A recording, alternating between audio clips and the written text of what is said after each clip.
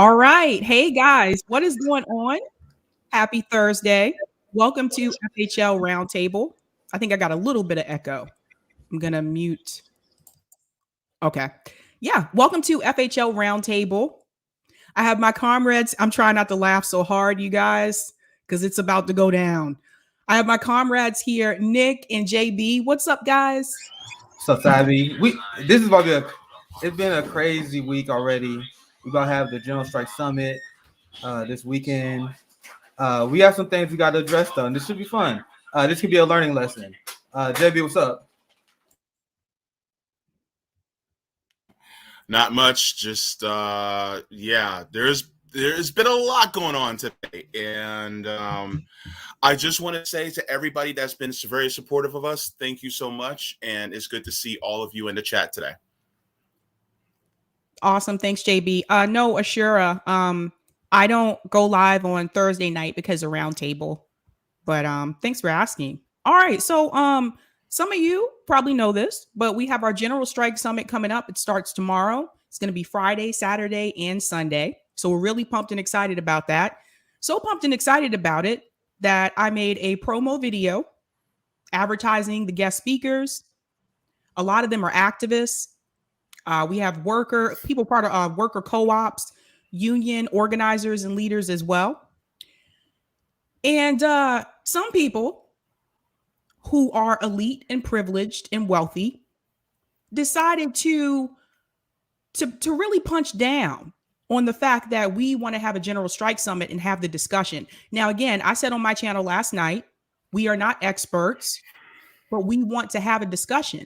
And we have several topics that are going to be discussed: worker co-ops, unions, mutual aid, all different types of topics and things that we can do in reference to labor in this country. Sorry, I'm trying really hard not to laugh here. And some people on Twitter that have a lot of followers and a lot of subscribers who want to continue to keep us in electoral politics don't like the fact that we're doing this summit.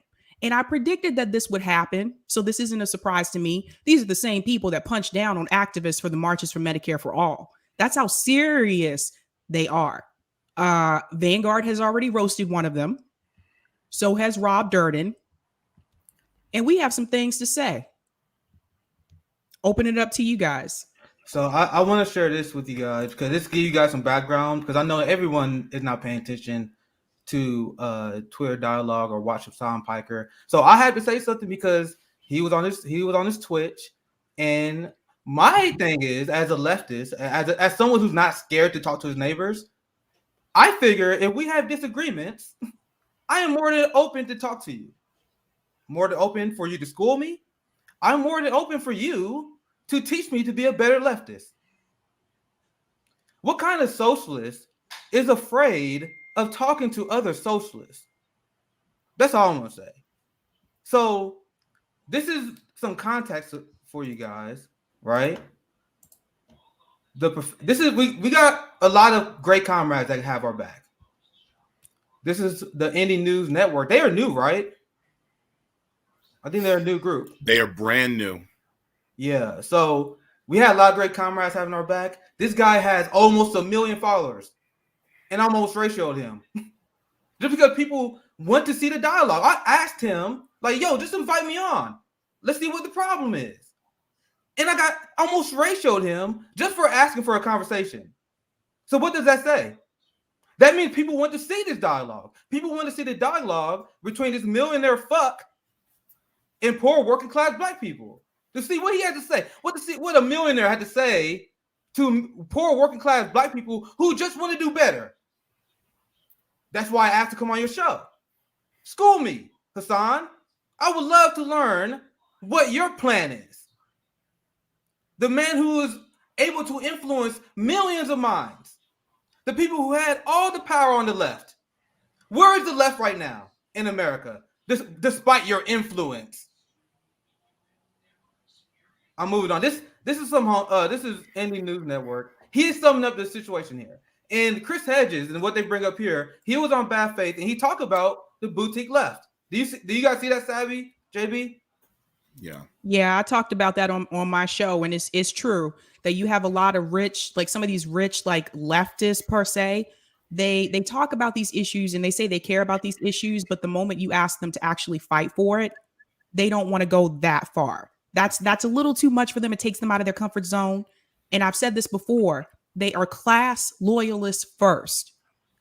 When it comes to these issues, they'll get on their streams and they'll tell us we need to fight for these issues. But the moment a group of Black activists decide to do that, they want to smear you. You know why? Because it is not done through electoral politics. Now, if this was done, this was connected to electoral politics, Hasan Piker would be all about this. Yeah. If this was connected to the squad, Hasan Piker would be all about this. They If don't Bernie really gave us want permission, exactly, Savvy. If Bernie was Exactly. spearheading this, if Dr. Cornel West was doing this, right? Because Yep. he's Ivy League. Remember, Savvy, what I said on your show? I was on the Vanguard as well. I said my problem with Hasan is not that he's a millionaire. I don't give a fuck. I think we all should live in prosperity. My problem is he's class loyal first and foremost. If there is not permission given from politicians or a structural established millionaire organization, he not only does he want nothing to do with it, he will attack you. Yep. And attack your character. Yeah. Welcome, Savvy, I cut you off. Kamali. I apologize. I cut you off. I want you to Welcome. finish up. I was gonna say, everybody, welcome Kamali, because this is about to get really heated. What's up, comrades? No, we just getting started, guys. I still haven't shown you the video yet. I'm gonna show you guys how deeply unserious this guy is. Yeah. Just want to bring attention. This is what I said earlier. I said leftists plan a big event to push for basic material needs by encouraging the people to fight. Liberals, you're not doing it right, while they fail to show us how to do it right and never bother to do it at all. Mm-hmm. So this is what we've been seeing. And I want to remind you guys of Forced to Vote and Medicare for All March, because it's going to smell the same thing as before. And so every single time we try to do something outside of electoral politics to push for real substantive change, then you have people who want to detract and deflect and discourage when it comes to things like this. So be mindful. Yeah, and my response to all of you guys, when you see, So I was about to shout out the super chat. Sorry, go ahead, Savvy. when you see these things on Twitter, like I personally have been ignoring these comments on Twitter. I don't feed into it. I feel like that's what they want you to do. But they are so self-absorbed to the point where they think that anybody who has less than them, how dare we try to do something this big? Hasan Piker has hundreds and hundreds and thousands of subscribers on YouTube. Okay. I think it's almost close to 1 million now. Now, we're a small channel. We have like little over 12,000 subscribers. This guy is taking his time out of his day to punch down on a small freaking channel of Black leftists and activists. That's how small Hasan Piker is. That's how small his mind is, his mentality. He is not a serious person. For him to tell people that he's a socialist, would a real socialist behave and act this way when people are trying to get change in this country through labor? No, not at all. We are not doing this for money. We're not doing this for subscribers. We're doing this General Strike Summit because we actually really care and we want change. Unlike Hasan Piker, he doesn't really want that much to change. He wants his life to remain the same. And this is what I want you guys to understand. I'm no rocket scientist here, but attacking a group of Black activists, probably not a good look, bud. Probably not a good look. And why do you think that we've been calling them out, the white left, as being racist? Because there are people that cheering this on. They see a millionaire attacking poor Black people. They're like, yeah, this is exactly the kind of left we want. Yep. What does that say about them? This is what we've been trying to tell you guys. This is what we've been trying to tell you. Like, this is what they do. As soon as you want to push them and ask them to help and actually do these things, they not only don't want to do it, but then they want to criticize and ridicule the people that do want to do it while they sit on the sidelines and collect money. They're not serious people. Nick is right when he calls them deeply unserious. Sorry, JB, go ahead. Yeah, I just want to I don't even know if the word supplicate is the right word to use for this, but I just want to talk to those of you who are against us having this strike summit because you think there's something nefarious about us in some way. Let me ask you this. Number one, do you agree that we should have a general strike? If you do, I ask you this. If you feel that in any way that we are doing a general strike summit in the wrong fashion, I invite you, I implore you to make a general strike summit yourself. And I, JB, will gladly speak at your general strike summit to push for a general strike as well. Just send me the link. I will be there. Hell, I don't have to be there. Shit, do it. I'll tweet it out. I'll do that. I'll tweet it out. I'll post it. I'll tweet it. I'll show up. Do one yourself. Because ultimately, this isn't about us as FHL. This is about pushing the idea that people deserve their basic necessities met, and it's not being met. Why are we doing this? Because the politicians get their orders from the corporate masters. The corporate masters who has the power to actually push them to do what we want. The workers. If we stop their gravy train, then guess what? They are at our mercy. This is the reason why we are pushing for this summit, to have a dialogue and push the idea and let people know that they have more power than they think. And we are telling them that if they wield this power, then they will be able to get the necessities they need: housing, healthcare, food, clean air and water, a livable planet. So if you agree with this, put your money where your mouth is and I'll show up. If not, then please be quiet. Yeah, absolutely 100%. And one thing I want to add, all the things that JB just said that we're trying to get in this country, this is the exact same thing that Bernie Sanders told us to do. Bernie Sanders told us to fight for these same things, but Hasan was okay with it when Bernie said it because it was done through electoral politics. He sits on the sidelines and he is doing absolutely nothing but continuing to keep people in the Democratic Party. He is complicit in the duopoly, whether he wants to admit it or not. Anytime we try to do something outside of electoral politics, people like him, Anna Kasparian, Emma Vigilant, they come in, that TYT group, they come in and just crap on activists. They are deeply unserious people. They don't want to fight on anything. And I would not be surprised if some of these people are ops. You have to question that and wonder why. Why are they so against third parties? Why are they so against independent candidates? Why are they still telling you that Democrats suck, but to vote for this Democrat? Kamali, I want to get you in here as well. Yeah, I mean, I'll start out by I'll read the message that I sent in our private group chat earlier, because it summed up my thoughts. And I'll be honest with everyone here. I haven't slept since yesterday because I needed to catch up on work for the capitalist job that I work at, because we need to spend so much time organizing. Kamali, are you telling me you're a worker? I heard for some people that none of us have jobs. None of us have jobs. I don't have a job. I don't have a job. I'm disabled. Hi, nice to meet you. Hey JB, how dare you be disabled? How dare you? Shame. This is the boutique left. This is how they think, bro. I can show you guys the tweets. They was attacking us for not working.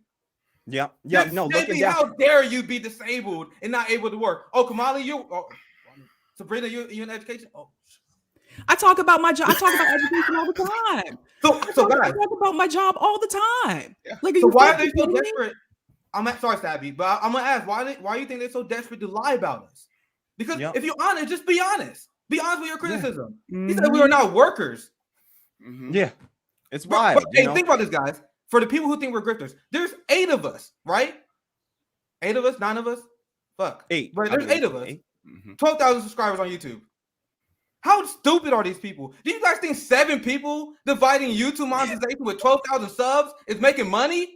How fucking stupid are you, Hasan? How fucking you guys are idiots. You know how this game works. There's 8 of us. We're splitting everything. We make like $10 every stream if we're lucky. And you guys think we're making money? We're working. You stupid classist fucks.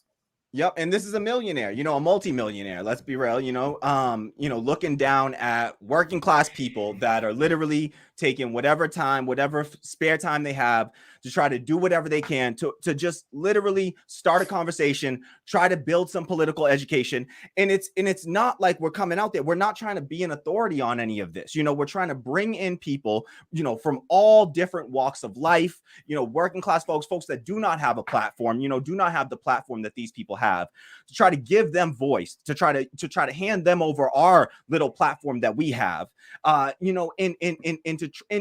it's not like we're just limited to a general strike. I'm hosting panels on worker cooperatives, and building dual power through worker cooperatives, tenant unions. So we're not looking Kamali, at this. Sorry, once again, I thought we didn't have any labor activists.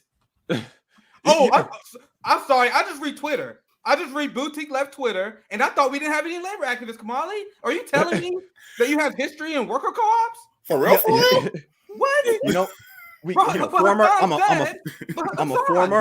1199 SEIU, SEIU 1199 former steward, union steward, union member and union steward. I fought for workers, and got them those gains. I've been on the inside of unions. I've also seen there are fair criticisms to also level at unions that we have to be realistic about. The fact that capitalists have been able to successfully chip away at its peak. We had over 33%, 1 in every 3 American workers were a part of a union. Now it's less than 1 in 10. All right. So capitalists, we leave them with all the money and all the incentive to continue to fight to destroy unions. All right. And unions are also hierarchical. And I'm an anarchist. We got people from all across the political spectrum trying to get together, organize together, collectively, cooperatively, to try to, so let me, I'll read what I wrote to y'all earlier for the people, because there's nothing to hide. We're transparent.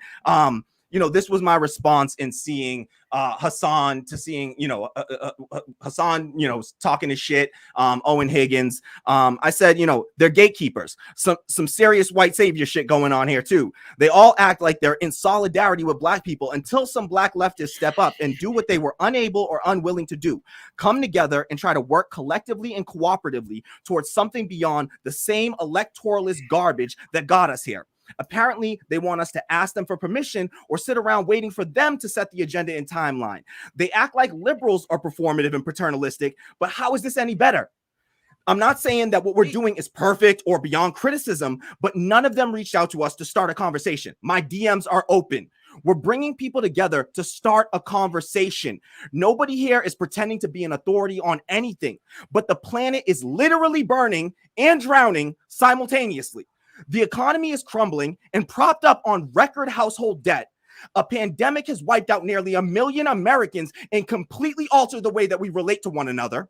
Police budgets remain untouched. The military budget remains untouched. Oh, no, sorry, actually, let me correct myself here. The military budget was increased. Okay, we increased it by $25 billion under Biden after we just ended the biggest war that the U.S. was involved in, the Afghanistan war. Okay, we increased it by $25 billion. Okay, but I digress. Okay. So, the so-called progressive politicians we all helped elect keep sitting around, the so-called progressive politicians we all helped elect have abandoned us. And these clowns want to keep sitting around begging feckless politicians. Sabrina recently played a clip of Kyle Kalinske begging the squad, saying, "This is your last chance, guys. It's your last chance." Not to talk shit. Kyle Kalinske ain't directly involved in this one right here, okay? But these people are not using their platforms to come back us. They got, Kyle Kalinske got like 1 million fucking, subs on YouTube. They got massive platforms. Imagine if these people got together and started working collectively and cooperatively with us. All right. Yes, I digress again. They're pretending to be anti-capitalist while reproducing capitalist structures in their organizations on these capitalist media platforms and competing for viewership in the capitalist marketplace of ideas instead of cooperating on collective action.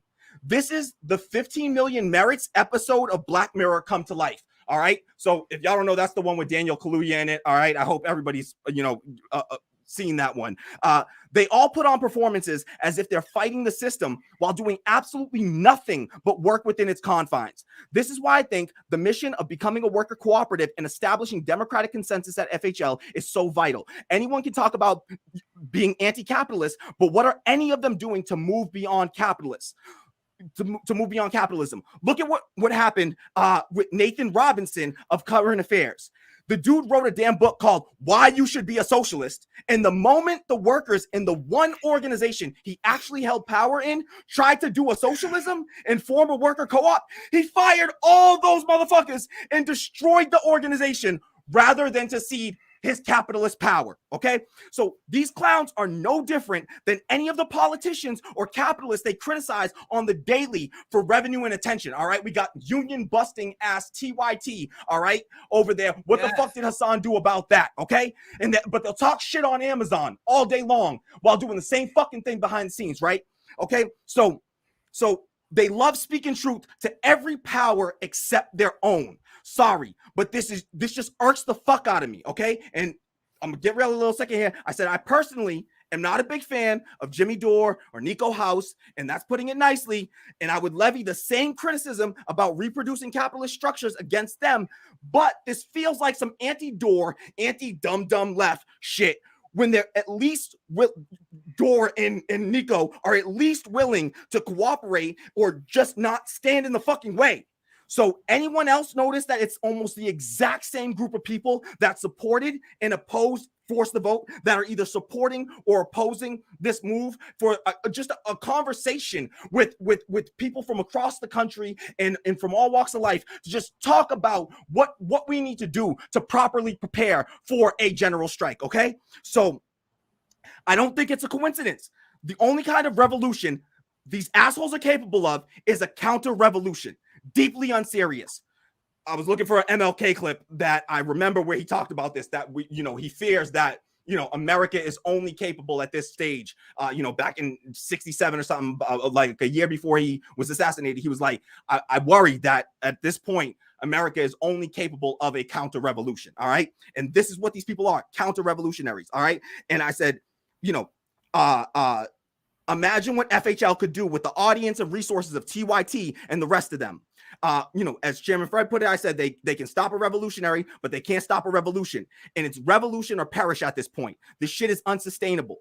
And that's it, and that's it. All right. Told my comrades that I love them and respect all of them. Right. And I'm not saying that we are revolutionaries. All right. And I'm not saying that, but you know what? We are bringing on revolutionaries. I'm having a conversation with Callie Akuno of Cooperation Jackson that is putting into place revolutionary practice. All right. This isn't theory. This man is down there organizing with Black folks in a Black-led worker cooperative movement, building collective economies. All right. And we're reaching out to all those people, union organizers, union reps, all kinds of activists, organizers, people from all across the board, all across the board, all across the country. And we're trying to bring, and we reached out to striking workers. I reached out to the New York Taxi Workers New York Taxi Workers Alliance. We got striking workers, reaching out to us. We're covering the ongoing strikes in the country. We are literally just trying to raise awareness at a moment when there is historic support backing the labor movement right now. We are seeing strikes like no other time in our lifetimes. All right. And so we are trying to, help to harness that energy with the little teeny tiny platform that we have. All right. And the limited ass resources that we have. All right. 8 people put together this thing, within in about 3 weeks, we were able to assemble this. Imagine what we could do if these people, instead of, just fighting against us and just sitting there and being, having nothing to offer but their bullshit, couch criticisms. Imagine if they stepped up and again, it doesn't have to be a general strike summit. Just be about collective action. Be about harnessing labor power, because that's the last, they all say that's the last bit of power we have, collective power, labor power. So let's get together and let's start to harness that collective power some way, somehow. It doesn't have to be, you don't have to do the same damn thing as us. I guarantee you, Fred Hampton Leftists will be backing you, will be supporting you whether or not we happen to agree with every little political point of every single person you happen to be bringing on. And this is the bullshit they do, where they pluck out a few people, that don't even, they didn't organize. These people are, are going to be on for about a grand total of like 2 hours in a 36-hour, summit. And two or three people out of damn near like 100 people that we are bringing together to have these discussions, and they want to they hone in on that and try to attack that, but at the same time ignore the black leftists, the non-binary, the black women, all these people that we're bringing together that are doing real work on the ground, boots on the ground, activists and organizers, and they want to belittle them. All right, and diminish the work of these, hardworking folks that are doing the real fucking work out there, not millionaires. You know why they do that, Kamali? You know what?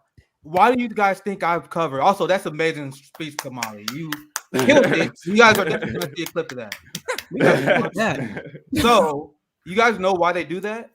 Why do you guys think I reported on the tactics of the CIA and how they infiltrate the left? And when I covered that story, I was clear that I am not accusing people of being the part of the CIA. What I said was, if you are following the same tactics of the CIA, what does that say about you? And what is the number one tactic that they do? They divide and conquer. So why do you think he wanted to cast Fred Hampton Leftists as deplorables? Immediately discard us because we have people that he don't like and disagree with. Deplorables. Hasan literally said that we were organizing with like fascists. He said that we believe our ideology is that we are. Video, yeah. You gonna play that clip? Yeah, run that clip. Yeah, we're gonna move on. We're gonna move on the story. But this is what I said when I covered that at the time. When I covered the class loyalty of him at the time, these people hate the people they claim they fight for. Mm-hmm. Look at how they talk about us. Look how they talk about the working class, deplorables, or your fascist sympathizer. Look at you. You don't deserve to be in our movement. You don't deserve to talk about labor. Who? How dare you? You poor black dude from the Midwest. What's your credentials? People say that all the time. Who are you to criticize AOC? Who are you to criticize who are we? We're literally the people that were fighting to get her elected. The wildest thing happened with AOC. All right, all the people that are now AOC stands I didn't see none of those motherfuckers when I was out there organizing, working, volunteering, giving my time, giving my money when I was unemployed, broke. Okay, we were back in AOC. All right, and none of them were there. And now all of a sudden, all the people that fought to get her elected are the ones that feel most hurt by what she has turned around and become. All right, and she has abandoned those people that put her in the position of power, and we are critical of her, and then they turn around and say, well, who are you to criticize now? Oh, just the motherfuckers that fought to get her elected. That's all. Preach. Hey Kamali, what happened to those people that was protesting and supporting Cory Bush with the homeless crisis going on? That's still happening right now. What happened to that? And then they want, because you know why I went on general strike. That's part of it. The homelessness crisis that you are not solving through electoral politics, and Hasan Piker knows that. So if Hasan Piker knows that electoral politics is not going to solve the crisis of the homelessness problem, then he's abandoning it. Yeah, which he can easily do because he's a millionaire and it's not an urgent issue for him. And this is what we've been trying to tell you guys. See, that's why I said even when they were coming out on Twitter, I saw this stuff earlier today when I was at work. And yes, I do have a job. We do not make a living off of this. I've seen some quotes about that on Twitter as well. But I saw this stuff coming through on Twitter and I was like, I'm not going to even waste my time replying to them because at the end of the day, they know the things that we are saying is true. I honestly feel like if you have a platform that large as Hasan Piker, look, we're a small channel. We were able to get all these people together for a General Strike Summit. You guys know how many hours we put in doing this? You know how many late nights we had, how many late meetings we had, and I'm working a full-time job. We put in a lot of work to do this. Now, if you're Hasan Piker and you have the platform that he has, imagine what he could have done with the connections that he has. No, he doesn't want to do it. He wants to sit down and he wants to play video games with AOC and he wants to shit on activists and he wants to sit up here and criticize a group of black people. So fuck that. When he sits up there and tries to say that he cares about black issues, that he cares about working class issues, don't say nothing to him on Twitter because he is showing you who he really is. Let him reveal himself. And if you continue to give money to him, I'm sorry. I feel sorry for you. Don't give him shit. He is rich. You don't need it. What the fuck? JB, I want to get JB in here, and I want to get some more context, guys, because I know we got some new people coming in here, and I still haven't even went over. I think you guys kind of get it, but I want to go over what happened so you guys know why we're dragging him so bad. Because I am not going to allow the boutique like to bully us. Fuck that. We're gonna fight back on the class war. But JB, I want to get JB thoughts, and then I'm gonna go over a little bit of the story, and then I'll pass it right to you, Kamali. Okay, so first of all, you all three of y'all made wonderful points, and I appreciate it so much. To add to what you all said, this is what happens when someone doesn't have a sense of urgency. When you don't have to worry about when your rent is going to be due and you don't have enough money. When you have to worry about not having enough money. In fact, my mother was telling me that, did you get some more money from your GoFundMe? Because we got to pay the electricity. This morning, that happened. This morning. Okay? And then on top of it, when you have to worry about not getting enough food stamps because you guys got to get food. When you have to worry about not being able to get to dialysis because the company is, doing some bullshit with their own workers. When you have to worry about, not being able, to help out people like your own grandmother who lost her house a few years ago because some capitalist asshole decided to take it from under her. And now she has to live in an apartment as a widow by herself, and she's 86 years old. When you have to worry about your mom, who's 70, who is trying to find a job right now because we can't afford to live. Yes, my mother, is trying to find a job. When you have people like me who have that sense of urgency, and then you shit on us for wanting to actually make change because people like my Congresswoman, Val Demings, fails to do so. And so I want to take it upon my own hands as well as other workers to actually do a general strike and to actually have dialogue to talk about it so that we can actually have our material needs met, the needs that we actually should have. When you do things like that, you're basically saying that I don't matter. You're saying to us that we don't matter, to shut up and just suffer or pull yourself up by your bootstraps. That's some capitalistic bullshit. And the fact that you decided to do this to us and then to try to label us as the type of people who were vehemently against, number one, you have never watched one episode of our show. Number two, you have never went down any of our timelines. Number three, you have never even tried to ask us about our ideology or what we talk about. The mere fact that you have someone as gracious and as kind as Brianna Joy Gray willing to join us, maybe, just maybe, that would have been a sign to go, maybe she sees something that I don't. Let me reach out to her and ask her about it. Or you could have reached out to people like Afeni, who is an activist literally on the ground. You could have messaged her and said, I see you're an activist. What is FHL all about? You could have asked so many different people who we've had on, who you may not know, or you may even still like, but you decided not to. And you decided to take a shit on us because you see one person who you don't like. There are many people who are supporting the General Strike Summit that they don't necessarily like. But we're doing this because it means the very lives of people. We're not associating with fascists. We're not associating with racists. We're associating with people who are part of the proletariat or have been part of the proletariat that deeply cares about other people. Show me one fascist, one liberal that we like. I don't think we got a liberal on this goddamn General Strike Summit. These are straight up leftists. Show me one. Just show me one. You guys got a lot. You guys got a lot of fire. I'm not trying to cut you guys off, but we're play that clip. And a lot of people still don't know what's going on. I just saw one comment that said, "Did Hasan Piker start this, or did we call him out?" No. See, I'm gonna show you guys. Like, we're not going hard on him for no reason. Like, I always tell people, it's about the issues and not about drama. Whenever I critique people, I critique them when they are wrong on an issue. And this is a example of what I have been talking about over and over and over in my very short time as a citizen journalist.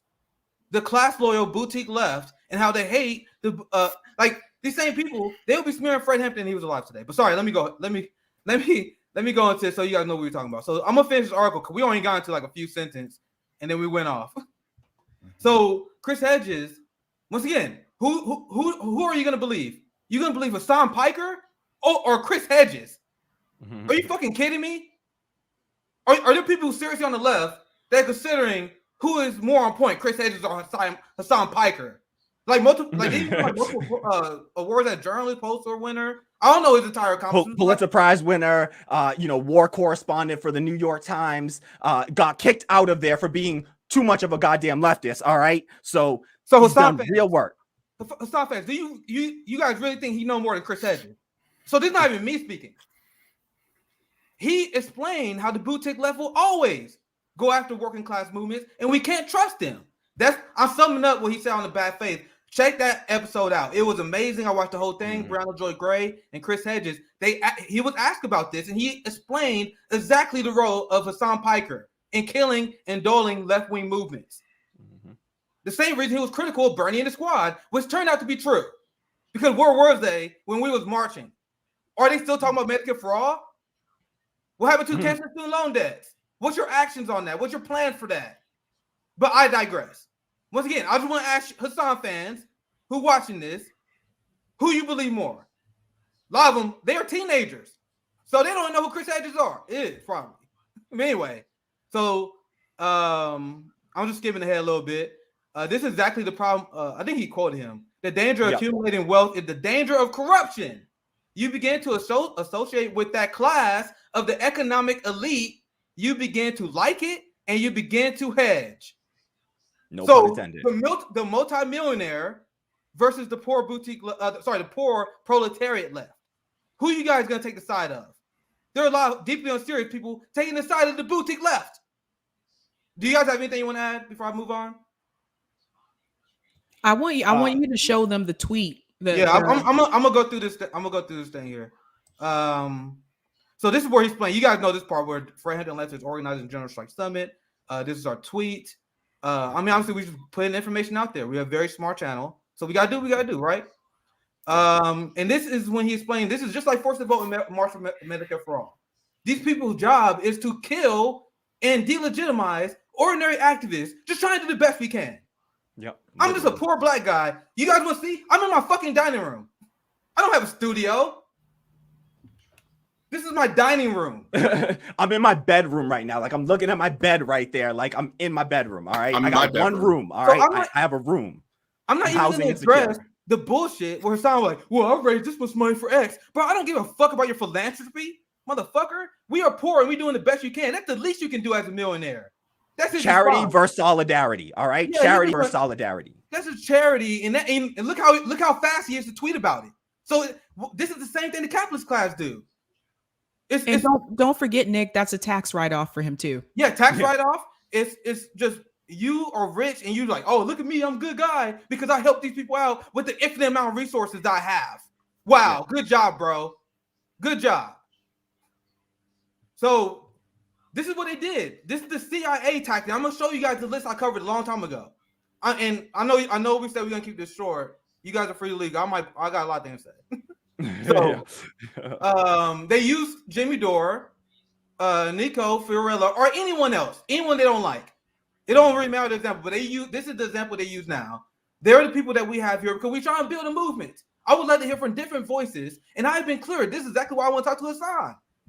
Even if you don't agree with the concept of a general strike, I would love to hear your answer. I would love for you to teach me how to be a better organizer and a leftist. So I invited a lot of these people on, and I didn't even know they even support a general strike or not, to be honest. But if I propose that to them and they give me a great idea or they can improve my idea, I'm more than happy for that. Right? So they use these few people to delegitimize the entire thing. The Medicare for All marches had nurses. It had literally working class people. Dr. Victoria Dooley, she was on the Bernie campaign. Yep. She's a doctor, right? But it was like, oh, Red Brown Alliance, deplorables. Yep. But so, Nick, you know what? If you scroll back up to that picture really quick, there's something I want to point out. They took 4 photos, right? So we posted the promo video last night. We're going to show that later on in the stream tonight. But out of all those pictures that were in that video, out of all the pictures that we've tweeted out of the people who are going to be on this summit, they took those photos and tried to claim that there were no activists, there were no labor organizers. But this is what they do. This is what Nick was saying. This is what they do to try to smear you. It's pathetic. Yeah, like once again, I'm blanking on all the names, but there was. I was at the Kansas City march, and there were people like, yeah, I'm a nurse. I'm in this union. So the people at the march was actually real people who need healthcare, but they was playing as like a YouTube event, like only YouTubers are there, and they doing the same thing here. And we literally tweeted out multiple times where we was like, bro, if you're a labor organizer, if you're in the union, I don't care about how many followers you have. Why do you think we have so many on the General Strike Summit? We have people still blowing me up, asking to come on, and I'm so bad because our slots are taken up. But that's what we're about. I want to give the voice to the people. I'm a citizen journalist. Hasan don't want to talk to me because he's like, I don't want to platform him. I don't want to platform him. I don't want to give him followers. What kind of fucking socialist are you? You scared that another socialist might get attention. You're a fucking child. But sorry, let's go on with the story. But you guys see the difference between a fucking grifting piece of shit entertainer like Hasan and someone who's really about this? I invite people on because I want people to see them. I want people to hear a different point of view. He was like, I don't want to. Oh my God. I don't want to expose my audience to the ideas of Hampton Leftists. What a fucking clown. And yet he's mentioning our name. Exactly. And people were like, oh, only reason you want to go on Hasan Piker's show because you want to get clout, you want to get grift, you want to get views. No, I'm a man. If you got a problem with me, let's talk out like a man. Here comes that MMA. No, that's how we do things in Kansas City. Like, I don't know how you got your West Coast and East Coast elites are, but if you have a problem with a man here, you talk to them. I'm not going to make a diss track on Twitch, you know what I mean? Quote tweet Tara Reid because you're too cowardly to do it to me. Right? That's not what real leftists who stand in community with workers do. It's not. Anything else you got? I gotta move on. Nope, keep pushing here. So this is his tweet. A lot of you guys are still confused about what the hell we talking about. So let's actually go to the thread. So this guy who let's see if I can find my tweet. He was a Pete Buttigieg supporter. This guy's a Democrat. Real? Yes, I'm gonna show you guys that. So Hasan Piker, the socialist, is backing up a Democrat in attacking Marxist-Leninists. And I'm pretty sure this dude also wrote for like Business Insider, and I forget what other outlet.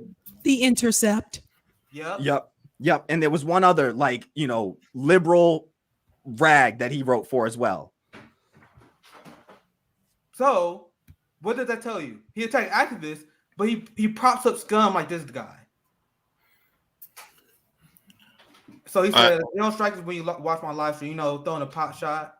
So this is what I'm saying right now. Once again, how embarrassing is this? This dude got almost 1 million fucking followers. He has over 10 times more than me, and look, I'm almost ratioing him, and I'm almost ratioing him simply for asking a conversation. I was like, bro, invite me on and explain to me. Like, I wasn't rude. Did I call him a name? I said, you should invite me on and explain to me why it's a bad idea for us to have a 3-day pro-labor education event. I'm sure it will go well for you. So I almost ratioed this guy who has almost 1 million followers. We're simply asking for this dialogue. So what does that say? That means our community, the left community, wants to see this happen. But Hasan he don't want to platform me. He's scared his audience will be exposed to our ideas and his grip will fall apart. Let's be real. Preach. So let's move on back to the story. Because this is the tweet. See, Hasan is the perfect example of who Chris Hedges was talking about. Hasan Piker has a network of 3 million. This would not be inherently a bad thing if he advocated for socialist policies, but he does not. Piker attacks real activists like those organizing the General Strike Summit because he is class loyal.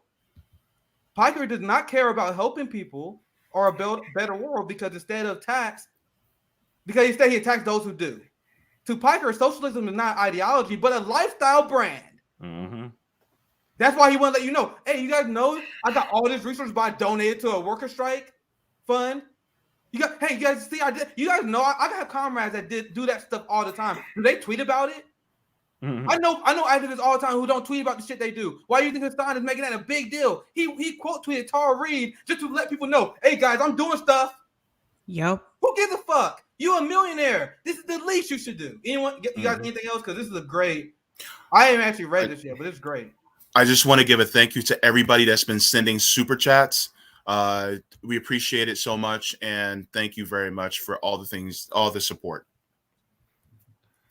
Oh, Eric Thomas said Hasan is not going to play this on the stream. Sorry, Sabby. Sorry. But Hasan will not play this on the stream because if he played this on the stream and even react to this, our message will get out to his followers.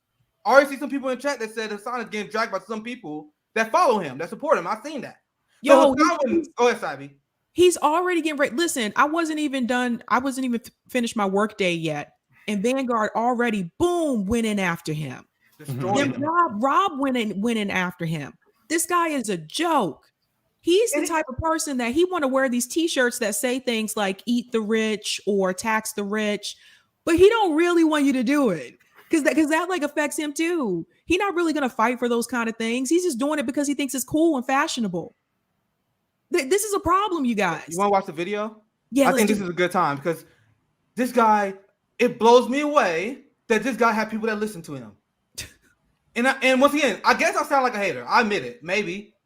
Because it doesn't make sense. And I guess most people know his audience is just teenagers on Twitch that are just thirsty for him. He plays video games. He don't got fucking activists. He got no one who actually give a fuck following him. We have a channel with 12,000 subscribers, and look at the people we got on our General Strike Summit with no clout. Just because people see why we do, and then they want to support us. We had Dr. Cornel West on our show. Once again, I don't brag about this stuff because I don't have to, but now I feel compelled. You guys know how I got Dr. Cornel West on this show? I wrote an op-ed explaining the capitalist struggles between the black working class and how the black bourgeoisie betrays us. Mm-hmm. He read the op-ed, said he liked it, gave me a follow on Twitter. We've been friends ever since. Have I bragged about that? But now I feel like I have to because this is the people that follow FHL, despite the fact that we only have 12,000 subscribers. Meanwhile, Hasan, he got teenage fucking A.C. people. They got anime profile pictures. Just trolls, fucking faceless accounts, like fucking teenagers. These people are not in the streets. Yeah, we going there. So this is the video. And hold up, I just want to address this super chat real quick. Unknown Space Pioneer said that they're donating more on coffee. Hasan is not relevant, literally jealous. You are having Doron, sad piece of it of shit, I imagine, and his audience needs to get a clue. Please be aware that our coffee, if you go to the coffee page, is not the FHL coffee. If that's what you're referencing there, you'll have to support us for now on Patreon. So just be aware. You'll see when you go there that it says it's no longer the FHL page. We're moving things over, shifting things around. We will get a coffee page back up and running again soon. But for now, please just you have to support us on Patreon. Unfortunately, is the only way to do it. All right. So just wanted to let that be known. Thanks for that, Kamali. Watch this video, guys, and watch how fucking trash he is at this. Just know he only got following because he play video games, and teenage girls think he's hot. And I don't want to say that because he had no intellectual power. Look at this stupid ass video that I saw, and once I saw it, I was immediately amused because I'm like, I can't believe it's gonna be this easy. Check this out. 1 second. Chuck, thank you so much for that ridiculously huge super chat too, Chuck. Yeah, thank you. Yeah, thank you for the super chat. This is the Hasan diss track. Tim Black, these people that don't actually stand for anything, Hasan, they get their following because they just come out with diss track. They think they're Tupac. They're like, bro, I'm gonna end this man's career. People are serious people. They're like, bro, I'm gonna end social system May, bro. Thank you for the boost. Thanks. Let's see how well this diss track went for you, Hasan. Look at it. Check this out, guys. Would really be interested in hearing why the Fred Hampton leftists are so stupid if you don't know enough about them. Nonsense. Okay, here, let me describe it to you. Are you ready for this? If the Fred Hampton leftists were actually principled Marxist, Leninist, Maoist, okay, with any sort of... He's just using labels just to confuse his fans. He know any better. I am not a Marxist, Leninist, Maoist. I've never read a word of Marx. I'll be all the way real. I do respect Marxian economists like Professor Richard Wolff, who I greatly respect, deeply respect, and have learned a lot from. But I am not a Marxist, Leninist, Maoist by any stretch of the fucking imagination. Okay. So just throwing that out there. This motherfucker knows nothing about anybody here. I'm gonna show you guys why he said that is ridiculous. So let's watch this, and that's the last time I'm gonna stop it. But once again, he's just throwing terms out there and labels, which have nothing to do with this conversation.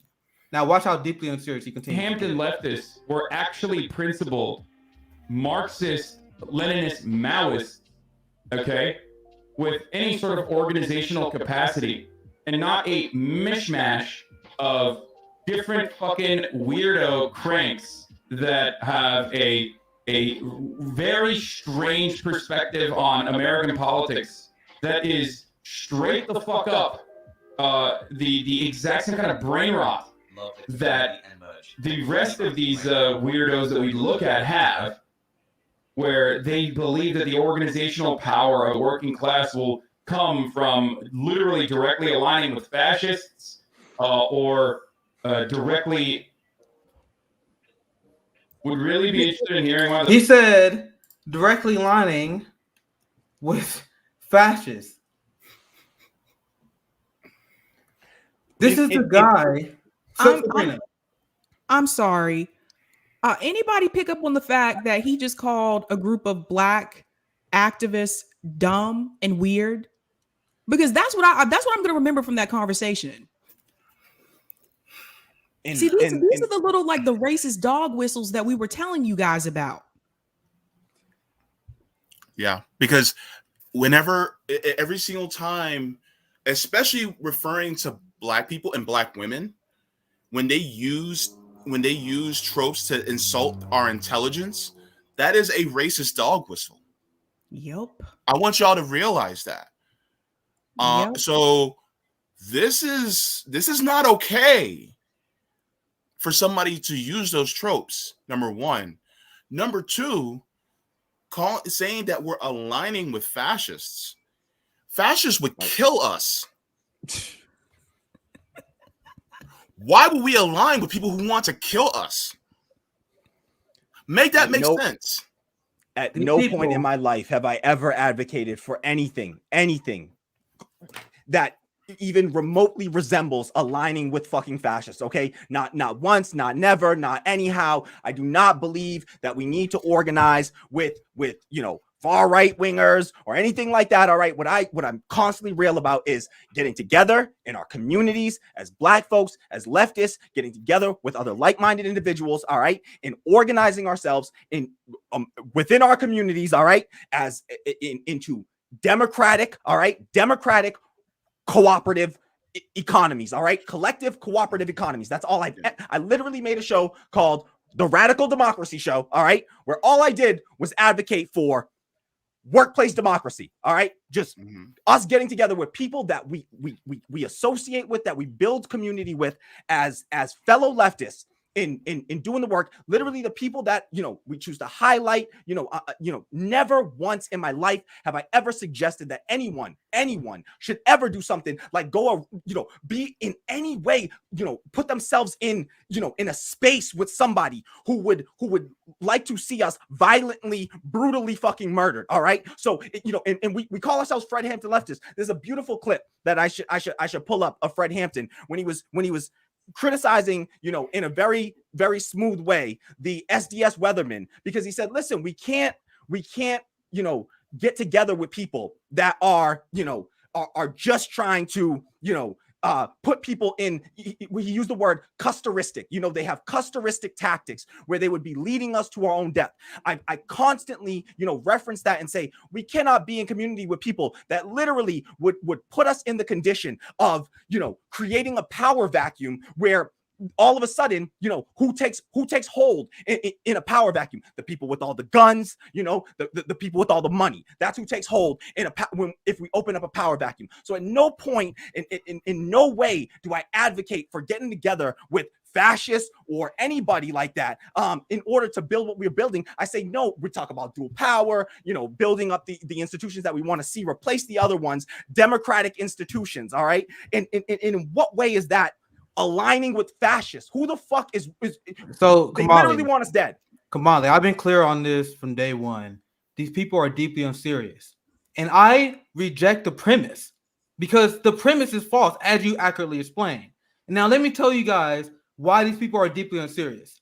Because as you guys know, I quit my job and I traveled and canvassed for Bernie Sanders, gave speeches in black barbershops, and I convinced so many people to support Medicare for all. And a lot of these people, especially a lot of the older black people I talk to, are kind of problematic. I talked to some guy who agreed with Medicare for all, but he hated gay people in South Carolina. These things happen. And I remember during the campaign, we was bragging because we was like, remember in the Bernie campaign, we were like, yo, look how many Republicans support Medicare for all. Do you guys remember that? You guys remember when it was a good thing? The fact that we was winning over right-wingers with our ideology? So it went from, we just celebrate the fact that we are building a coalition of people who want to support Medicare for all, which means they want my neighbor to have health care, right? And now all of a sudden that's a bad thing if you want to work with them on that issue. Now what they will say, how dare you work with those people? You know who I don't want to hear that argument from? I don't care who you voted for. I don't care who you support.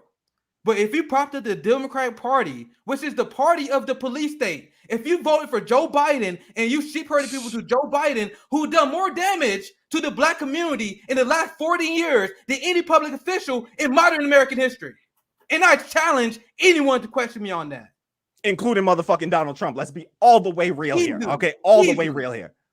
Do people really believe, which Trump did a lot of damage with his policies, but do you guys really believe in 4 years Donald Trump did more damage to the black community than Joe Biden did in 40 with the crime bill and the bankruptcy bill? Nope. You know how deeply unserious that shit is? But you have people like Hasan Piker. You have people like TRT. They're like, we got to vote for him because he's the lesser of two evils. How is the lesser of two evils going for the Palestinian people? How is the lesser of two evils going for the Haitians? How are the lesser of two evils going for the Venezuelans and the Iranians that are being sanctioned to death?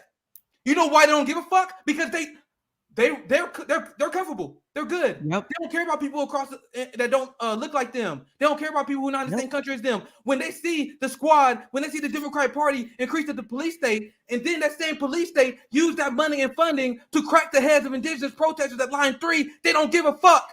Because these same people will vote for the Democratic Party in 2022. Hasan Piker is going to tell you to do that. I promise you.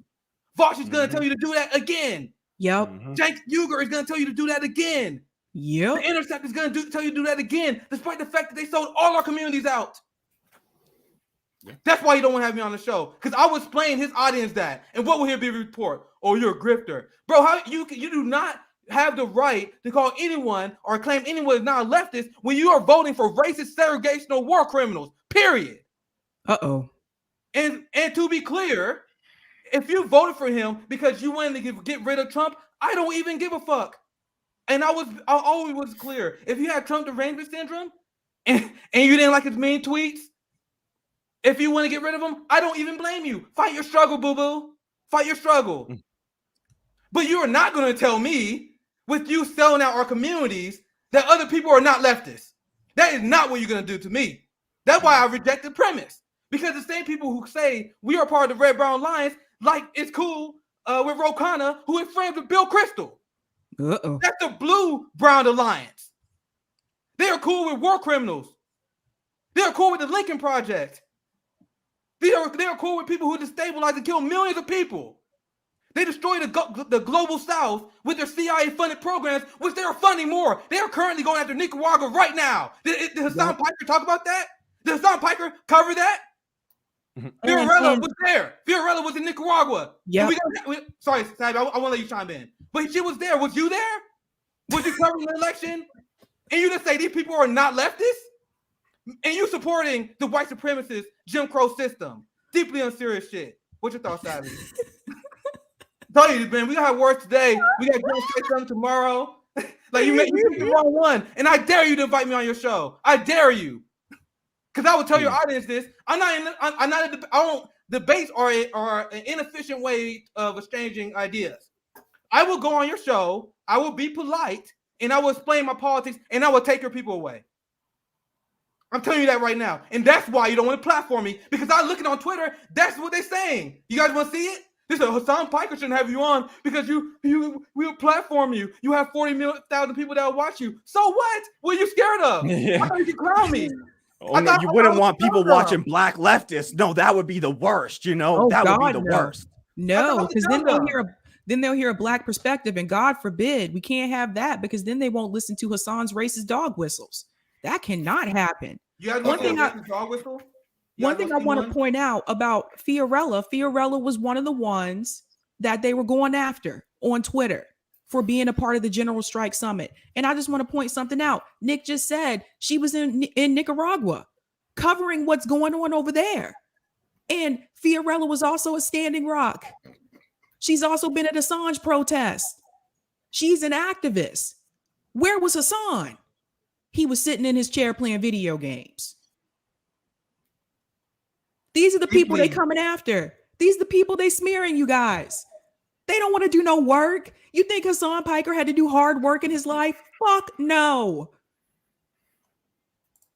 And listen, we don't want to have to do this. You know, I would love for somebody else to have taken up the mantle, somebody with a much larger platform than us, and you know, much greater resources than us. I'd love for that to happen. All right, I've never organized something of this scale ever in my life before. All right, this is the first time I've ever organized something, you know, or helped to organize. Just been one of, you know, many helping to organize something of this scale. I would much rather be able to kick back and let somebody else do that work. So these very serious people, whoever they are, but every one of these people, it's like whatever they call that phenomenon where a bunch of people are, you know, if a bunch of people witness like a violent crime happening in the moment or whatever, and there's a bunch of people, nobody will respond, you know. But if there's one person standing there, you know, it's called like I forget what the hell it's called. It's called like I don't know. Somebody in the audience tell me what the hell it's called. But it's this effect where it's like if you know, they're all sitting around waiting for somebody else to do it. They're telling us we need some leader. We don't want leaders. We're not looking for leaders here. We're not looking for leadership. That's not what this is about. This is literally about getting together in the most, you know, non-hierarchical way, reaching across the aisle to people of just everyday walks of life, and giving them a platform and saying, what can we do? How do we support you? How do we make sure that we keep people safe during the general strike? All right, mutual aid, you know, other forms of organizing ourselves in our workplaces in order to make sure that we can prevent this. I mean, the world is fucking burning around us. What are we waiting on? They keep talking about existential crises. Existential, meaning it threatens our existence. All right, so if it's threatening our existence, what the fuck are we waiting around for? We can't keep on, like Martin Luther King said, you know, they always want to come in and tell you to wait on, you know, another time, you know, and they want to determine your timeline. Well, we can't let them do that shit. We thought it was just the liberals, but apparently these people, the boutique left, are the new biggest obstacle. The Negro's new greatest stumbling block is not just the white moderate, but the boutique left as well. I just want to add to what you say. I didn't mean to cut you off, but No. I explained on my show before that it's not Joe, and a lot of people misinterpret this. It is not Joe Biden and Nancy Pelosi that is the white moderate that MLK was warned about. They are right wingers. They're not moderate. Yes. So what? That doesn't make sense. You know who is the white moderate that they're talking about?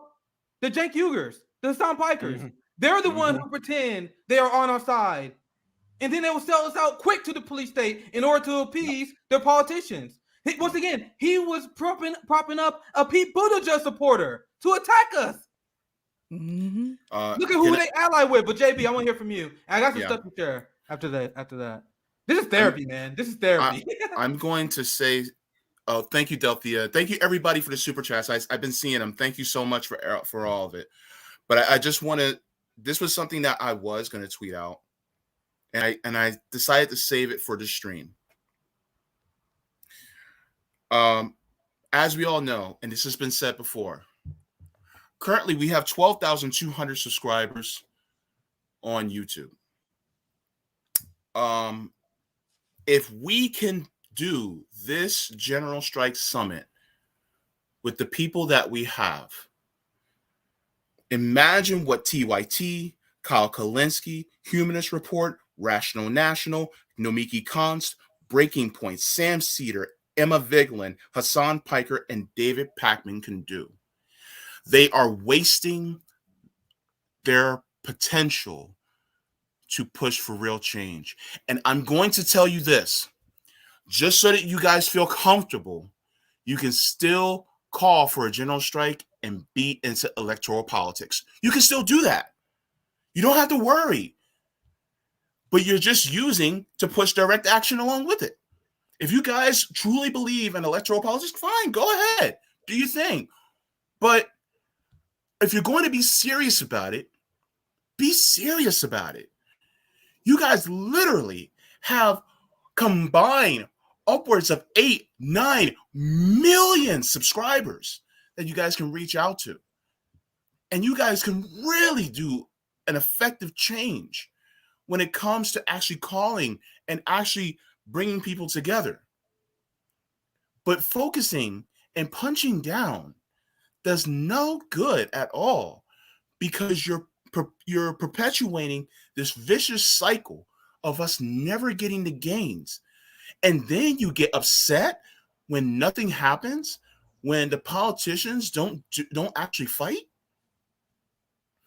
The definition of insanity is doing the same thing over and over and expecting different results. We're doing something different. We're not doing the same thing over and over. Come join us. Be in this fight. Because you're just repeating the same thing over and over and expecting different results. So what are you going to do next year in 2022? What are you going to do next year, the cycle after that in 2024? This is going to be the most important election of our lifetime. And then you're going to elect the same type of person like Freudian slip, sorry, like Joe Biden? Come on. You guys have got to get off of this train. You guys have been doing this for too long, and you guys see the forest through the trees. I know you do. I got some stuff to share, guys. I want you guys to react to this stuff too. But Stabby, go ahead and say what you're about to say. I was just gonna. JB just brought up something that made me think. Like, I saw so many white leftists attacking Black activists on Twitter today. They love to do it. Most of the people were white attacking Black leftists, but then those same people come 2024 are going to be asking us to vote for Joe Biden.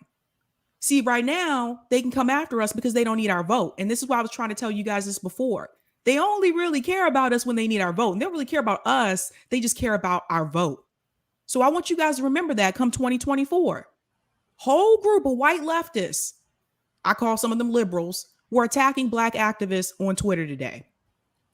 And why you guys think I've been calling them out? Like, people wonder why I keep making the distinction between the white bourgeoisie left and what we are doing. And I've been doing this for months and months and months. And people wonder why. Thank you, Hasan Piker. Thank you, Pete Buttigieg supporter, who's not relevant enough for me to remember his name. Thank you, because you guys are proving me right. Like, when people wonder, like, why do you call out the boutique left? Aren't they on your side? Why do you call out white leftists? Don't they care? You guys prove me right. Why do you think I engage? Do you think I engage with you because you get me upset? I'm having a blast. I engage, and I'll only amplify this because I want people to see that I was right. When you guys can watch my video a month ago, I was on Savvy Channel as well. I was on the Vanguard, and I made my critique of Hasan Piker because he criticized us first. He criticized the Medicare for All March, so I had a response to him, and I said he was class loyal, and he will always go against us. So thank you for proving me right once again. That's the only reason we're doing this. This is great. I have been blessed. And once again, you guys want to see what we're talking about here? The guy who always want to go after black leftists? You want to see this? Once again, I got a lot to share with you guys. This is another one. Happy birthday to my friend Forgivenchi, by the way. Oh, wait, where is it? Oh, yeah. Happy birthday, Forgivenchi. Happy birthday, Didi. He shared me this video, but I saw this. Someone sent me this while we was live. This is Hasan when quote tweeting and trying to start a dog pile on Tara Reid, a victim of sexual assault from a member of the ruling class. Someone who is attacked by liberals all the time. Someone who get death threats. This is Hasan Piker. He's like, bro, I'm gonna get her ratioed. I'm gonna send my people after him. I'm right here, bro. This is Hasan when subtweeting black content creators who has less than 1% of his wealth platform. Anyway, I thought it was funny. That's exactly who he is. But happy birthday, my friend Forgivenchi. This is what our friend Rome said. I'll read this tweet first. He said, and Affinity, we had a lot of great responses. And you see people are resonating with this. Instead of talking about strikers, connect with union members and going out to show support to workers. Maybe Hampton Left should play video games on Twitch and talk about how progressive the Democrats are. So this guy who he like make reaction videos to fart videos or something, right? He watch like cat videos. What do you do? You play video games, right? That what the Twitch people do. But he think he's the serious one. Versus the people that are actually feeding people like Rome doing tour for the poor. He thinks he's more serious than Rome. Guys, Rome travels state to state to feed people and clothe people. And Hasan Piker think he's more serious than him. But anyway, look at this. This is our friend Forgivenchi. Hasan, anti-black tushy, cannot stay in his lane. Remember when Hasan... Watch it. She spoils it. Watch this. On the book. If you guys want to see Hasan anti-blackness. I'm telling you. So, just to get context, when remember the whole thing with the liberal establishment was attacking Nicki Minaj for having a different opinion than them? Right? Like, insane. Once again, if you disagree with her, that's fine, but there's a way to do that. But it was unhinged.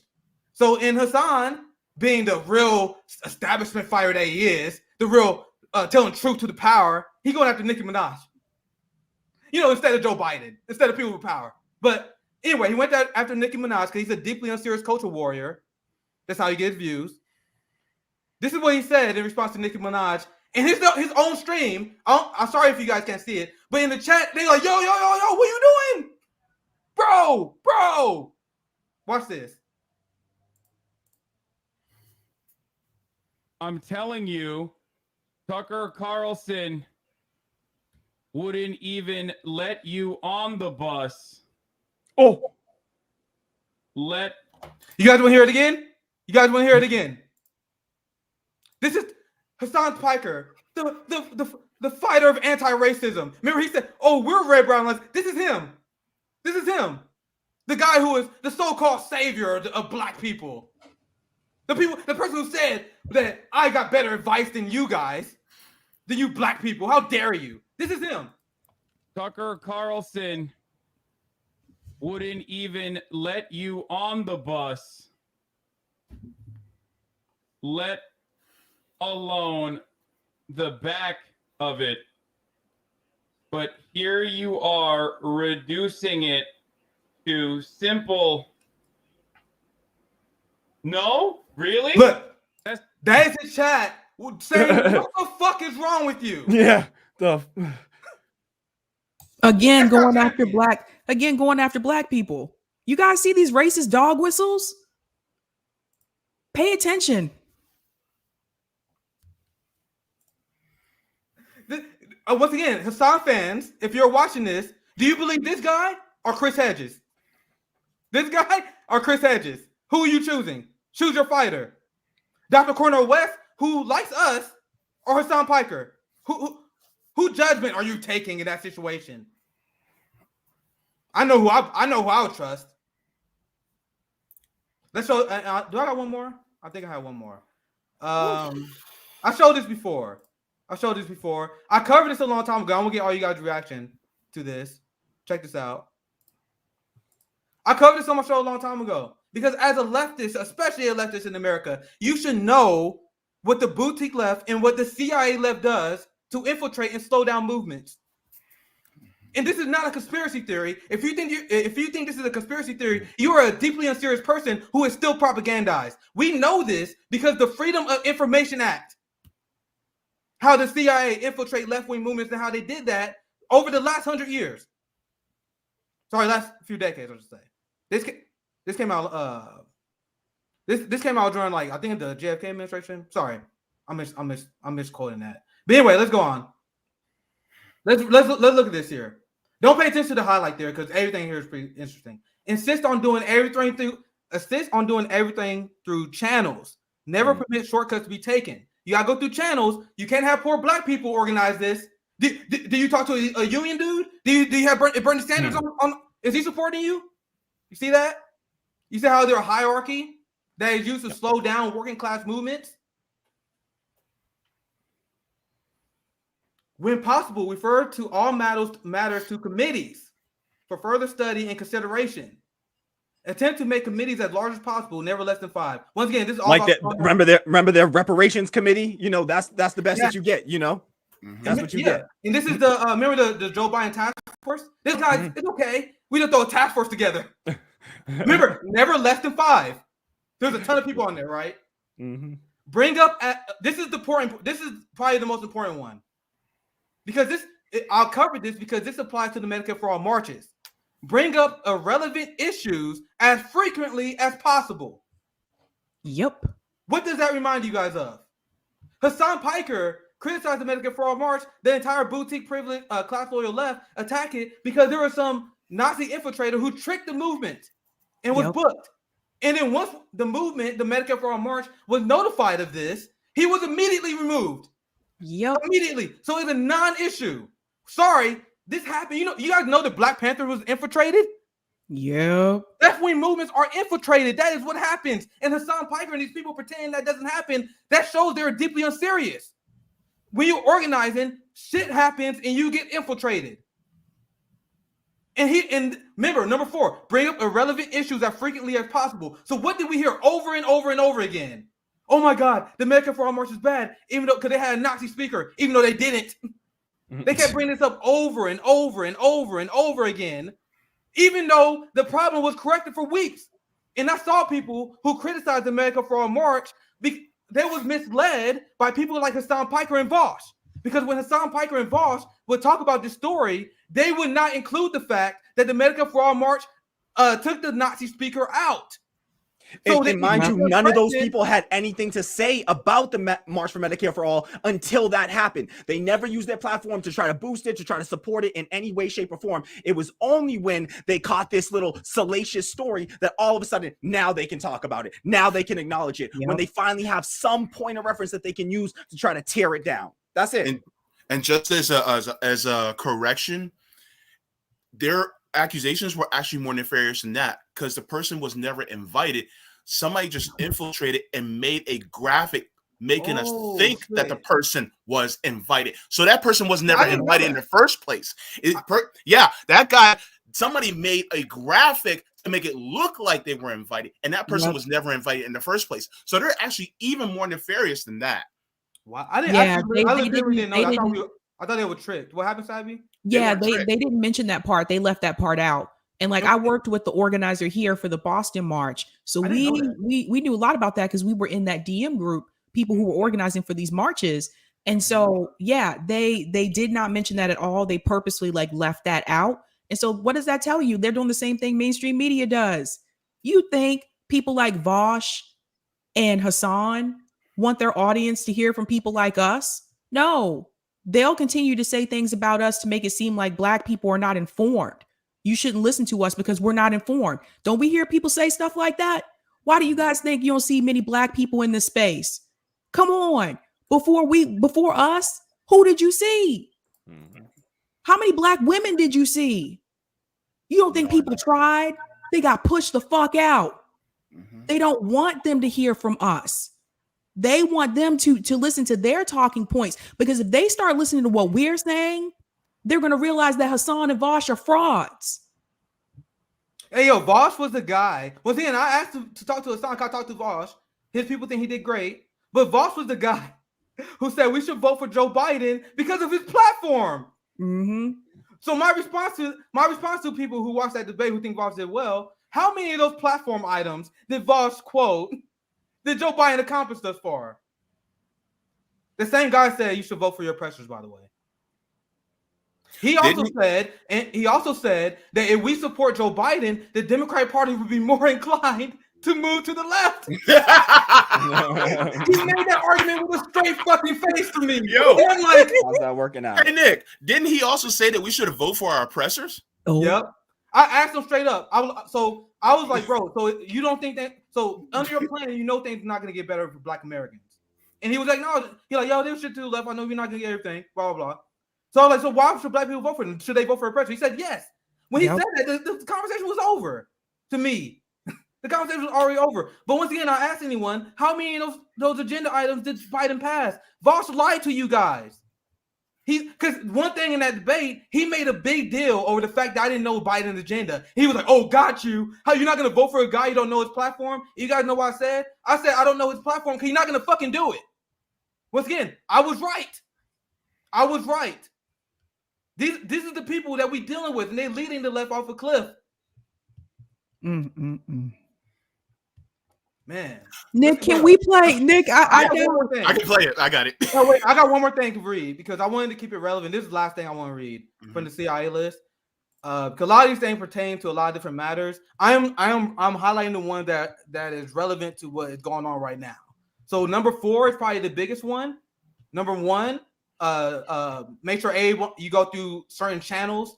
Number 4, bring up irrelevant issues as frequently as possible. And this one, number 7, is the one I bring up all the time. Advocate caution. Be reasonable and urge your fellow what is that? Conferees? I don't know what that is. So urge your fellow comrades or whatever to be reasonable and avoid the haste that might result in the embarrassment of difficulties. So remember, what does this apply for? Remember when they said, oh, you can't do force to vote because that might fail. You can't do a March for Medicare for all. We gotta be cautious. They all ease caution. You can't talk about a general strike. That's not possible right now. The number 7 is the one they're the biggest guilty of doing. This is the same tactic they used to cast doubt on force to vote. What force to vote may not work. Who cares? You guys know how many times it took the NHS to get voted on and passed? Isn't like over like 20 times? I don't remember the exact number. It's like the healthcare system and the NHS system was voted down like 20 times. The civil rights movement was a long, ongoing event where we lost, and we had many brothers and sisters get injured, wounded, and killed. So if you think about it this way, a lot of those bus sit-ins didn't work based on their mindset because the change didn't happen immediately. So according to them, if you did a bus sit-in, if you did an action in the civil rights era and you did it in the 1950s, according to Hasan, according to Vosh, you wasted your time. Yep. Nothing happened. They only want to jump on board these things if they know for sure it's gonna work. Or that it's already worked. You know, they never. Sorry, one last thing I'm about to say is in left movements, you gotta keep trying, and losing, and you gotta pick yourself back up and keep fighting the establishment. But sorry, Kamal, go ahead. Oh no, I was just saying that they're never on board in the moment. They always wait until it's already, passed and now they can turn around, and all these same people that are out here, fighting against us, shitting on what we're trying to do, the little bit that we're trying to do, are the same people that would be sitting there, in 1968 and in 69 saying, Black Panthers, this isn't good. The civil rights movement, MLK wasn't popular. Let's not kid ourselves, right? He was wildly unpopular, even among a lot of Black people, right? He was wildly unpopular. And so it's only years and decades down the line when they finally hop on board, and in hindsight's 2020, and now they can say, oh, all right, yeah, that I support, I'm in favor of the, of civil rights and Black rights when it's easy and when it's convenient. One last thing I say, I just want to say, welcome Rome. Yeah, up, we Ron? got Roman. This is about to get really good. I smelled the smoke. I was like, where's again. that coming from? I smelled smoke. I'm like, hold on. Hey, so one last thing. I just want to say this, and I will pass it to Rome. Just to wrap up the CIA story, I think it's extremely divisive to accuse people of being CIA, and that is not what I'm doing when I cover this story. Yeah. So when people on the left accuse other people of being CIA, I think that's deeply harmful. But what I am doing is highlighting the tactics the CIA use. So the question I will leave you guys, then I end the segment with this: if you are using the same tactics that the CIA is using, even if you're not part of the CIA, what does that say about your politics? I ended with that. Ron, what's up, man? What's going on, man? What's good, bro? I'm hearing we got some problems here and there, man. Bro, we were talking. We didn't want this live stream to be long because we were trying to heal, recover, because we got Jones strikes this weekend. But this is therapy. Yeah. I don't like this is me healing right now because this is therapy. But Rome, you've been watching for. I saw you in the chat. What are you thinking, bro? What are you thinking? By the way, Rome responded to Tim Black, and Tim Black was like, "Nope, I want none of that." Hey, I'm just saying, you know, like, goddamn. But what do you say on Twitter? Oh, this is a general strike. Like, bro, what is these motherfuckers doing again? Like, and you know what? How they get out of it? Their fans say, "Oh, he donates to charity." They donate to charity. To who charity? To what charity? Who did it help? Who did it actually help? You know what I'm saying? Because we know how charities work. If you call yourself a socialist or communist, you know how charities work in America. So don't fool yourself. Are he actually making you guys get on the ground? Is he knocking on people's doors, helping them? Not even is he helping the people without fucking doors? Without roofs over their fucking head. All these motherfuckers do is gatekeep every fucking step. Every step. Medicare for all. Oh, don't do this, don't do that. What is they telling you? Like, these people are really telling you that you can't do better. You can't do better. You're gonna fall for that. You're going to fall for that because it makes you feel good. Because they say these magic words and make you feel good about what we are doing. What we are doing.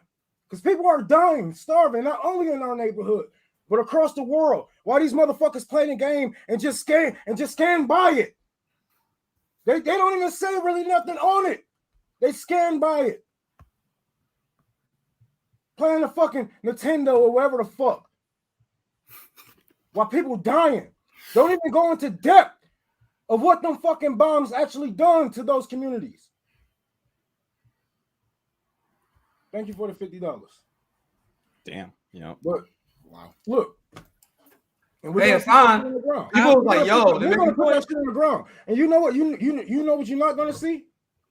It's us in a $1 million houses, some bullshit like that, without having people on the streets living in that bitch too. Because if we buy a fucking mansion, that bitch gonna turn into Hampton Leftists mansion, nigga.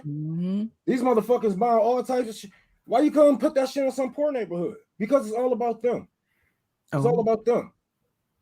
But get mad at us, like, okay, y'all want all of us, like, be serious about this. You want everybody here to be on the ground. Everybody here has to be on the ground 24/7. That's fucking dumb. We have teachers, we have healers, we have people in every fucking place doing everything that we can because everybody has a place in the revolution. And if you guys actually believe what you have preached, then you will know that already. So I cannot emphasize. Fucking little game. Go play your fucking games. Go donate to motherfuckers who ain't gonna do shit or teach nothing or get out their fucking chair to help a motherfucker because real niggas don't know who that nigga is. Real niggas don't know who his uncle is in a fucking hood. For real. They don't know you, dog. They don't fucking know you. When I go in these motherfucking neighborhoods, they know what I came to do. They know who the fuck I am. They know I don't come empty-handed. When the last time you been in Detroit? When the last time you been in Ohio? When the last time you been to all these fucking? When the last time you helped somebody that wasn't you, my nigga? Oh. Not just those fucking donations. That's gonna circle back around that you can fucking write off. I'm talking about real help. Nigga, I'm still starving. Sometimes I don't know what I'm gonna do with this fucking mortgage. But motherfuckers is like, here you go, here you go, here you go. And where does that money going? You call me a grifter, shit. I'm not telling you that things can get better. I'm telling you, look, it's not gonna get better unless we make it better. And these motherfuckers like, oh, well, these look, it's not the best. But look, it's the best that we can get right now. If you just keep your faith, and keep watching me. Mm-hmm. Yep. Fuck them. Cause they ain't gonna do nothing. They ain't gonna do nothing, bro. I'm gonna let this segment end. But I really feel like fuck all these motherfuckers. If you don't go through pairs of shoes, you know what I'm saying, from walking around talking to people, just having conversations about socialism. You know what I'm saying? If you ain't out here putting your neck on the line for what you believe in, don't say shit to me, dog. You know what I'm saying? This general strike summit is gonna connect a lot of fucking people, and we're gonna fucking put voices on people that haven't been heard, that you won't get the fucking platform to with millions of fucking viewers daily. You can do what we do times 10, but you choose not to. Yep. That's what I said. The Amen, fuck? brother. I want to add one Times thing that 100, Ron said. actually. Times 100. Yeah. Here, bro. All these niggas, TYT, Kyle Kalinske, all you niggas, if they was to say, hey, everybody, fuck it, let's actually talk about general strike and actually get out here and try to help our people. They won't have millions of people out here, no. Because some of the people are probably bots and whatever. But nigga, it's gonna be a good lump sum of people out there that's actually, you know what I'm saying, fighting for a greater cause instead of waiting to vote. Yep. Waiting for somebody to put fear in you. That's all you guys are doing. We don't have 4 years. I want to highlight something that Ron said that's super important, because there are a lot of people who would defend Hasan who did not understand this. Once again, I can show you guys the tweets, but you guys know their line of attack. Ron said everyone has a role in this movement. I repeat, everyone has a role in this movement. So what they was doing, the class loyal, classist left, they were saying, how dare you guys do this? Look at Hasan. Hasan is donating this amount of money. So how dare you criticize him? So as a poor working class black person, I traveled the country and I gave speeches in black barbershops, preaching socialism to my brothers and sisters. Rome is touring for the poor right now. Afeni is rapping. She is killing the game in Washington, D.C. with freedom fighters. We are doing the best we can as poor working class black people who is a victim of the fascist police state that we live under, where at our protests, we may get shot and killed. We may have a rubber bullet hit our eye and we may go blind. We may get tear gas, which caused a lot of women to have miscarriages, which is a war crime, by the way. That's the risk we have. I was at the KC protest, and I tweeted this out before. There's a lot of people who say, oh, what socialism may do? I was tear gassed at the KC protest. I tweeted about it. I don't feel the need to brag about this shit. How many times I'll bring that up on FHL? I don't have to brag about this shit. Because we all have a role in the movement. And he is being elitist, and the people say, how dare you attack Hasan? How dare you attack AOC? How dare you attack Bernie Sanders? How dare you hold the General Strike Summit? They are pulling rank. And I do not believe in the system hierarchies. You're supposed to be on the left, but he's pulling class as a hierarchy. What kind of leftist are you? Do you read? That's a giant thing that Marx was talking about. The lack of structural hierarchies. We're talking about the dictatorship of a proletariat. But Hasan, despite he's not representing the idea of the dictatorship of a proletariat, he said you must fall in line with those who he's deemed you're better. That's what they're saying. I can show you guys the tweet that criticizes me for going after Hasan. They said, how dare you ask to go on the Hasan show? Who are you? What are your accolades? Do you got a PhD? What is How his many accolade? worker unions you started? Where's And your my LLC? response, and every true leftist response was, it doesn't fucking matter because I am a member of the proletariat. Hold up, let me say this. How dare they gatekeep and prevent us from fighting for what we need to in order to live an actual life? How dare they? They have no right to pull any rank whatsoever because they are human just like us. And they have absolutely no right to tell us that we should fight. That's like us being strangled and then telling us that we shouldn't be fighting the person who's trying to strangle us. Yep. What who in the hell are you? I'm gonna fight for my life. And then you're gonna tell us that we shouldn't fight for ours? You sitting up there on your lofty tower, ivory tower? No.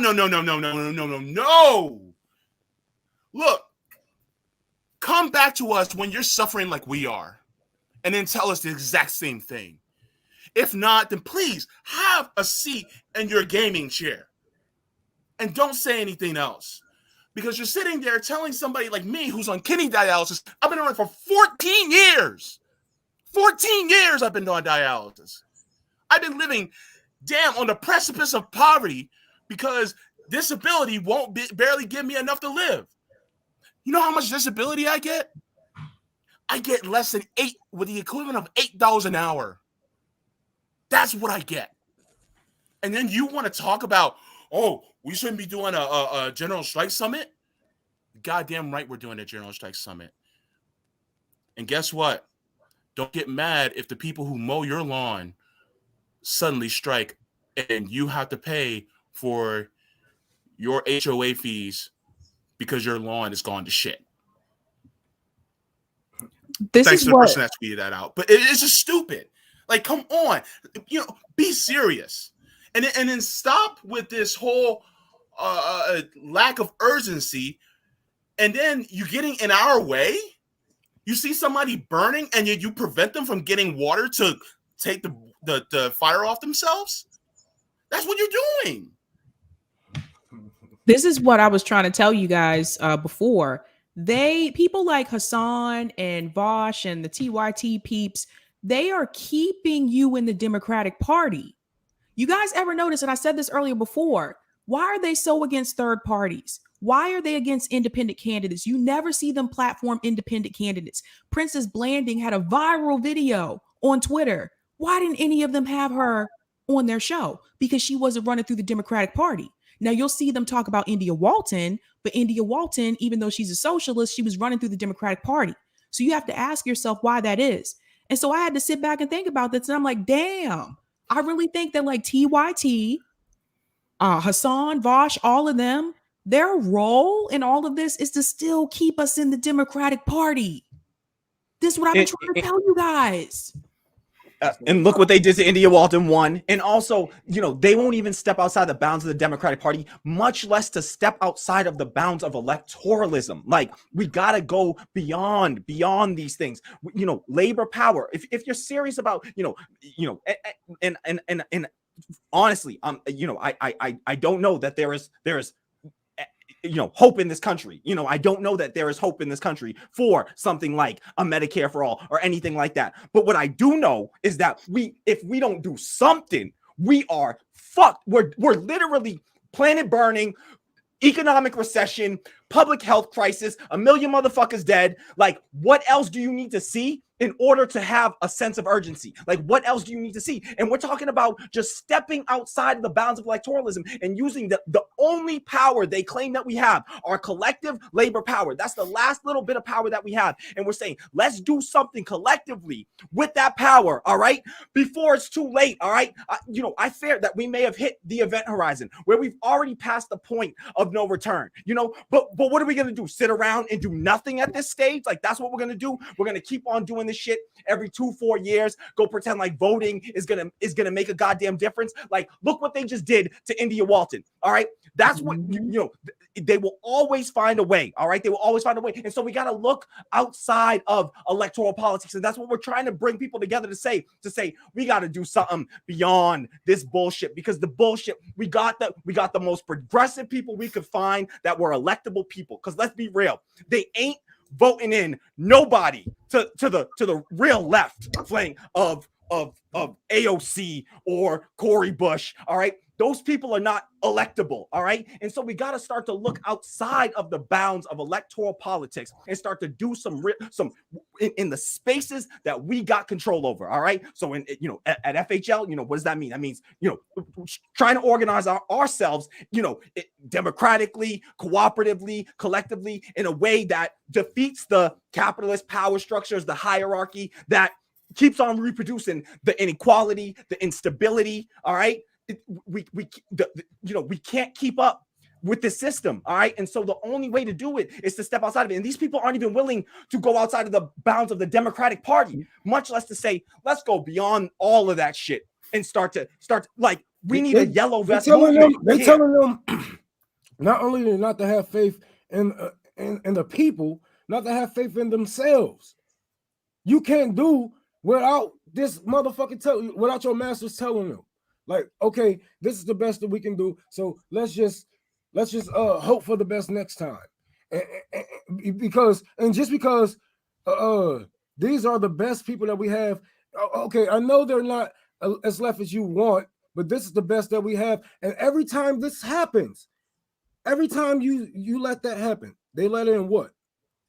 Fascism, imperialism. Every fucking time. Look, these are not just bills that's like cutting, like raising bread prices. This is Iron Dome type shit. You know what I'm saying? People's lives are on the line here, man. This is not a compromise, y'all.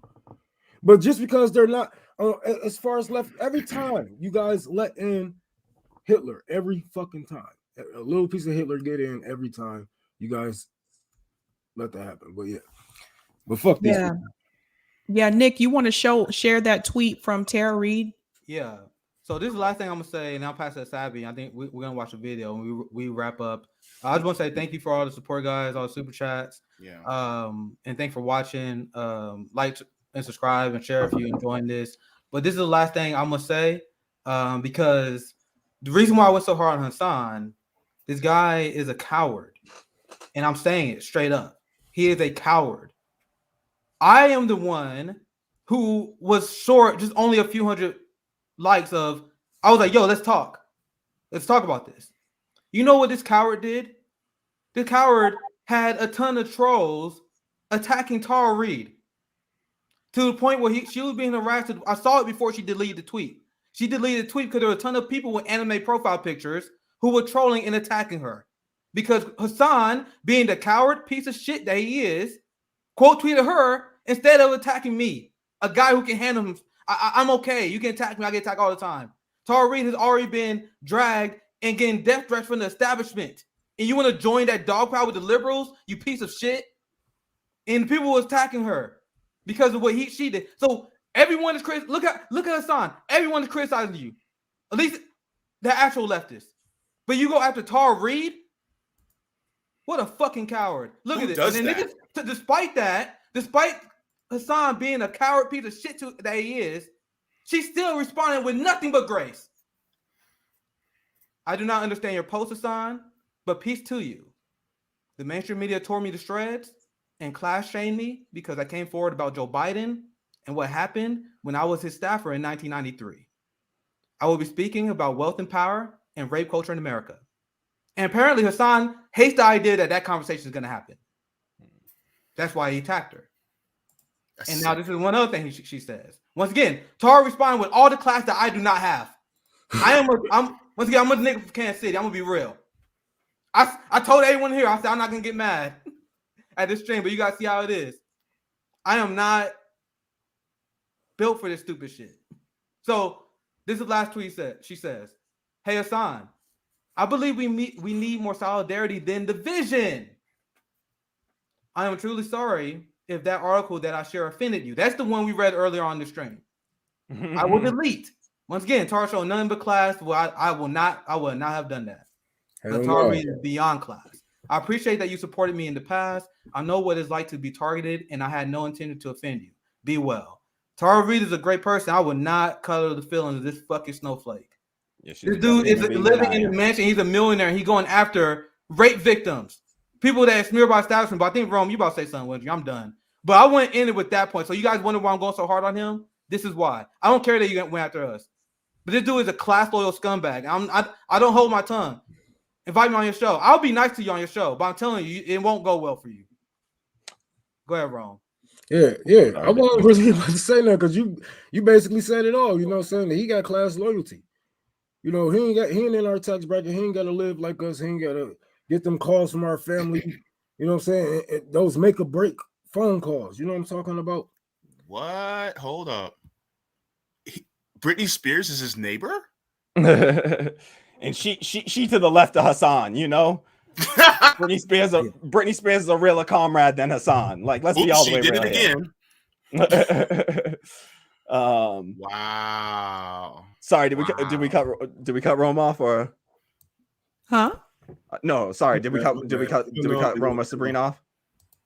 Oh, I was gonna say, I can share the video, by the way. You got the link, right, JB? Yeah, I got it. Okay. Mm-hmm. Yeah, so this is what's gonna happen. So JB is gonna play the promo video for the General Strike Summit that I tweeted out last night and a lot of people shared, which freaked people like Hasan out. The fact that some people were on there that he don't like, and people started saying that we didn't have activists, that it was just commentators. That's actually not true. JB, cue it up.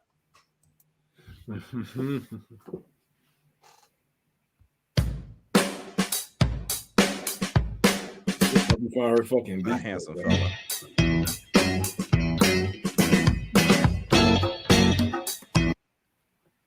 I think killing it.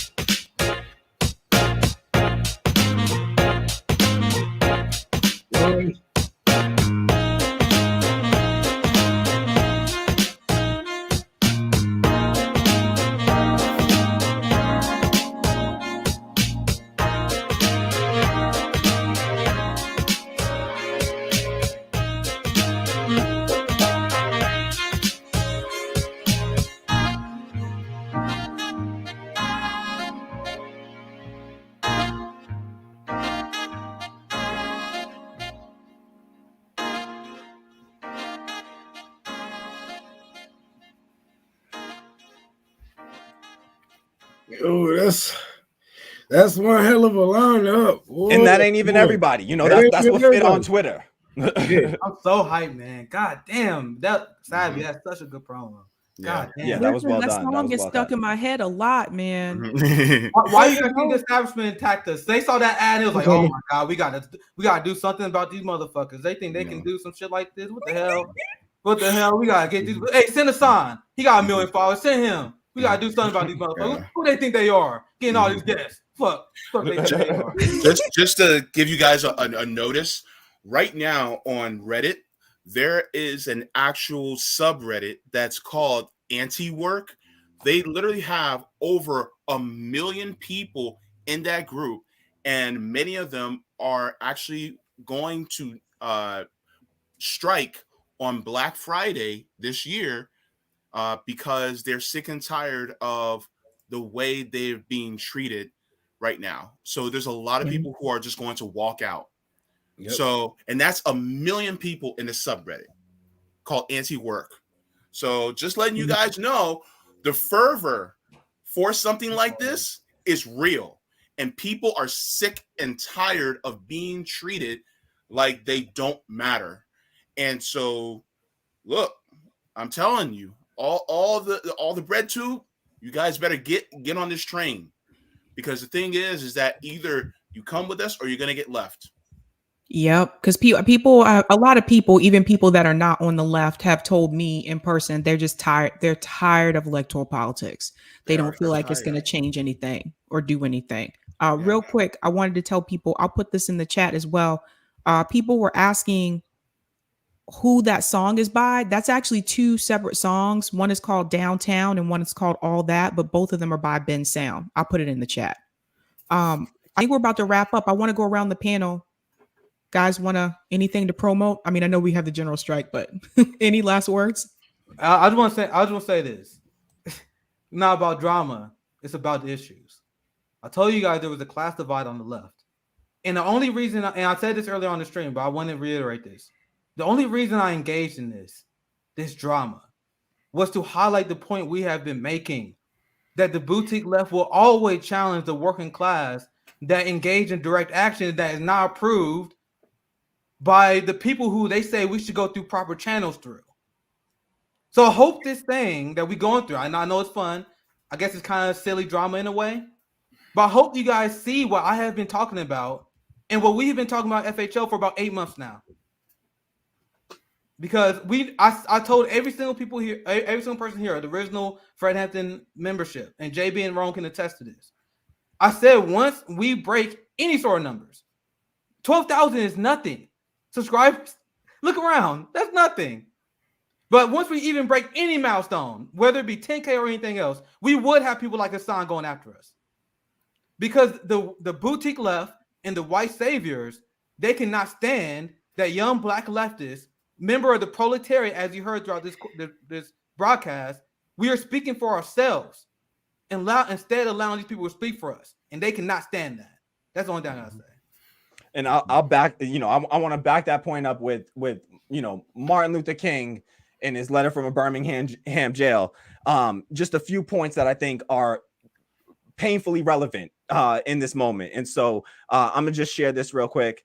And so he starts by saying, and he uses the word deplore. Nick earlier talking about the deplorables, that they view us as. He says, "You deplore the demonstrations that are presently taking place in Birmingham, but I am sorry that your statement did not express a similar concern for the conditions that brought the demonstrations into being. I am sure that each of you would want to go beyond the superficial social analyst who looks merely at the effects and does not grapple with the underlying causes.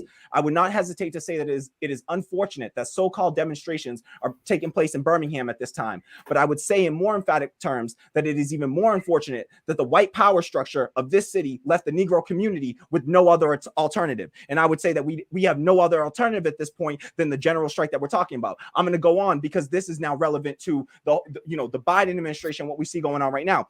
In the talk that Nick's mention of a direct action just now, he goes on to say, "This reveals that we did not move irresponsibly into direct action.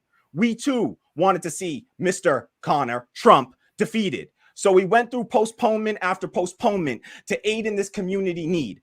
After this, we felt that direct action could be delayed no longer." All right. So this is Mr. Connor, Bull Connor. You can just replace that with Trump in this situation. All right. And they say, you may well ask, why direct action? Why sit-in marches and so forth? Isn't negotiation a better path?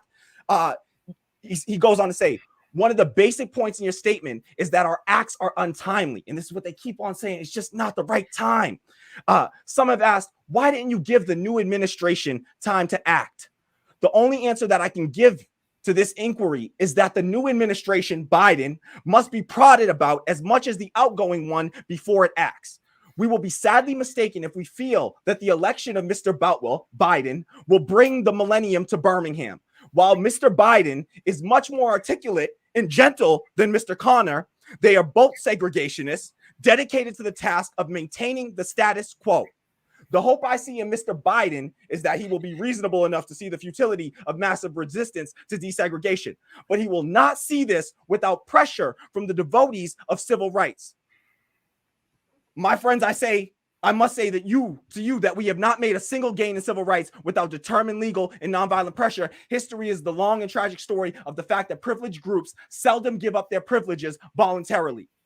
All right. So we can keep on waiting for these people, all right, to tell us, oh, well, just give Biden some more time, right? Just 2020, 2022, 2024, just give him some more time, right? You haven't given him enough time. It's too early. You're not organized enough. You don't have the proper audience and fault to do it. No, it's enough is enough, all right? If this is the thing that starts a conversation that pushes other people with bigger platforms than us, I was talking to James earlier, to JB Font earlier, and I was saying, if this gotta be, if everybody remembers, it was a few years back when Kendrick Lamar dropped a track and he just named names and he called some motherfuckers out and he said, y'all losing the tradition of hip hop here, right? And what he did was he got all those motherfuckers, all right, to finally wake the fuck up, and everybody had to respond to that, all right? Because people had been, going on and just rapping about they jewels and they chains and they shit, and not acting like they knew what the fuck hip hop was really supposed to be about, all right? Which is, focusing on Black community, uplifting, Black people and telling the stories of, Black folks, all right? And got a little lost in the sauce. And so Kendrick Lamar had to call those motherfuckers out by name, and everybody then decided to respond. And if that's what we got to do, if that's what this leads to, then so be it. Like, that's what we need to do, all right? And so I love that JB Font, earlier James was not afraid to name names and to say, all these motherfuckers, please, by all means, do whatever it is that you're going to do to support labor power, to support collective action. And it's not just about labor, because there's a whole bunch of motherfuckers that aren't able to work, all right, that have already been have been so destroyed by this capitalist system that they don't have a fucking home to register themselves in to go fucking vote. So don't tell them to go vote. They don't have that fucking option, all right? And those people are hurting, and the time is fucking now, all right? They got the sense of urgency that these motherfuckers claim that they had when and act like they are somehow better than these politicians that they rail against every day, when they sit here and tell us yet again, now's not the time. This isn't good enough. It's got to be better. It's got to be more organized. You got to get everybody that we like. And if you don't get all the people that we like, all we can do is sit there and criticize and shit on your movement instead of just doing something with your own fucking platforms. Okay. So nobody's saying we're not trying to be an authority on this. We're not trying to be leaders. We reject leadership. We reject fucking authority of any kind like that. And we just trying to sit here and spark a fucking conversation that leads to something bigger and better. All right. So that's what we're out here doing. All right. And MLK tried to warn us about this shit, 50 fucking years ago. And it seems like we still caught up in the same bullshit this time, just with these people that claim to be motherfucking leftists when we really see what they're really about. All right. So that's all I got to say. Preach, Kamali. My final thought really quick is just a shout out. I need to promote this really quick because I don't want people to forget about this. This Monday is the Occupy Pfizer event. This is happening in New York City, 235 East 42nd Street. It's from 8:30 a.m. to 10:30 a.m. So Sharif and some of the other activists that you saw in that video, they are going to be at this direct action event in New York. If you are in the area, please go out and support them if you can. This is another effort for Medicare for all. So they will be protesting at Pfizer. I just wanted to go ahead and add that in. We got. I think Josana will be there. Covering that as well, I believe. Sorry Yeah. if I, to speak for you, Josana. I see you in the comments. Correct me if I'm wrong, Josana, but I believe Josana will be out there covering this action, this direct action. 8:30 a.m. on Monday. So look out for that, and we should have somebody on the ground there. Yep, Josana says she'll be there live streaming it on FHL. Supporting direct actions and activists and organize and then in any way that we can. So shout out to so Josana fuck for you, doing that work. nigga. So talk shit, bitch. Yeah, Yeah. Rome out in Ohio right now. These niggas want to tell us what's happening before the shit even happens, bro. Like, shut up, bro. Shut up. Yeah. All right, guys, we got 1 minute. Anything else? Donate the tour for the poor. There you go. Mhm. Yeah. There you go. And get out there and teach. Stop being scared to say you're a communist, motherfuckers. Tired of you, motherfuckers. Get off our anarchist. All right, motherfucker. We go. That's what you can do. Further. You got 30 seconds for you. You can get off before I end up. All right, guys. Thanks so much for tuning in with us tonight. Thank you to everybody. Just 1 second. Thank you to everybody who's also watching on Rockfin. Thanks to Michelle Russell Brown for your tip, as well as Alexandra M. We appreciate to all the people that's been watching on Rockfin. Yeah, thanks so much, you guys. I hope you learned something tonight in this stream, and you got to see the socialist MMA, the MMA come out. So it was very therapeutic. You got to see the unholy Rome come out. Now we're gonna get back to business tomorrow, but this was very therapeutic. I'm not gonna lie. Yeah, we didn't want to do this long, but it was fun. Yeah, I appreciate y'all. Yeah, General Strike Summit starts tomorrow morning on here, guys. So tune in. That stream should already be posted, I believe. So just wait for that and keep fighting out there, guys. Yep. We love you. Bye.